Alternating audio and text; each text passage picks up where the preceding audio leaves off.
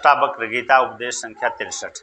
आश्चर्य है कि शरीर सहित विश्व को त्याग कर किसी कुशलता से ही अब मैं परमात्मा को देखता हूँ। जनक आत्मज्ञान को उपलब्ध हो गए, आत्मा का स्वरूप स्पष्ट दिखाई दिया। वह यह भी ज्ञात हो गया कि आत्मा और परमात्मा भिन्न नहीं है। इसलिए वे कहते हैं कि मैं गुरु की कुशलता से ही परमात्मा को देखता हूँ एवं इस ज्ञान के कारण मुझे शरीर सहित विश्व का भी त्याग हो गया है। आसक्तिवश मैं शरीर को अपना समझता था तथा संसार को मैं जिस दृष्टि से देखता था वह सब छूट गया। जनक ने त्याग किया नहीं घट गया, त्याग किया नहीं जाता है। जहाँ करने की बात है वहाँ अहंकार है। त्याग बोध का प्रतिफल है।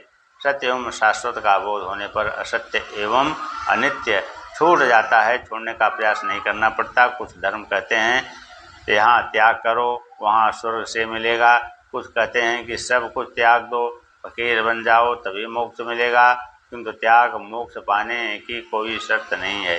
त्याग का अर्थ है किसी वस्तु को छोड़ना नहीं, बल्कि ऐसी दृष्टि आ जाए कि जिससे ज्ञात हो सके कि यह सभी ईश्वर का है, तेरा कुछ नहीं है। जो तुम्हारा है ही नहीं उसे तुम छोड़ कैसे सकते हो। ईशावास्य उपनिषद के अनुसार जो कुछ सृष्टि में है वह सभी ईश्वर का है, इसलिए तुम उसका त्याग पूर्वक भोग करो। जैसे स्वप्न में तुम सम्राट हो गए, वह स्वप्न टूटने पर यह नहीं कहते हो मैंने साम्राज्य का त्याग कर दिया।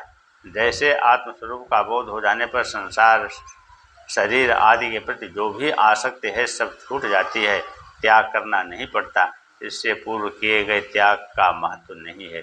जनक आगे कहते हैं यह सब ज्ञान मुझे गुरु की कुशलता से ही हुआ। कोई हिमालय भाग रहा है, योग उपासना भजन कीर्तन जब तक ज्ञान कर रहा है, किंतु परमात्मा नहीं मिला। मुझे न त्याग करना पड़ा न कहीं आना जाना पड़ा, यही बैठे बैठे घट गया। यह जीवन एक खेल व नाटक की तरह हो गया। जो गंभीरता थी सब समाप्त हो गई। जैसे जल से तरंग फेन से बुद्बुद भिन्न नहीं है, वैसे ही विश्व आत्मा से भिन्न नहीं है, किंतु आत्मा में ही निकला हुआ है।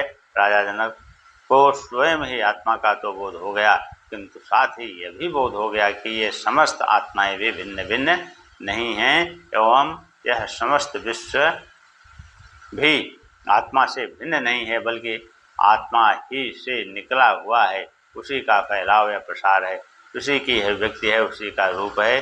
जनक इसे उदाहरण देकर समझते हैं कि जिस प्रकार जल में तरंग फेन से बुद्बुद भिन्न नहीं है, उसी प्रकार आत्मा से विश्व भिन्न नहीं है। भिन्न मानने का अर्थ ही है उन्हें अभी आत्मा का ज्ञान हुआ नहीं है, वे अभी मन से पार गए नहीं है। मन के स्तर तक ही भिन्नता का अनुभव होता है, आगे सब भिन्नताएं समाप्त होकर एकत्व का बोध हो जाता है।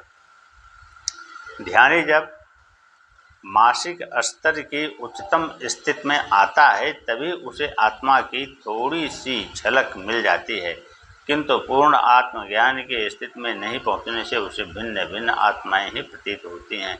यह ज्ञान की अपूर्ण स्थिति है कि ज्ञान अभी हुआ नहीं है। ज्ञानी को यदि सब में एक ही परमात्मा को दिखाई दे तो समझ लो अभी पूर्णत्व प्राप्त हुआ नहीं है, अभी अज्ञान शेष है। अब तो वैज्ञानिक भी यही कहते हैं कि यह संसार, यह सारा अस्तित्व ही ऊर्जा से बना हुआ है।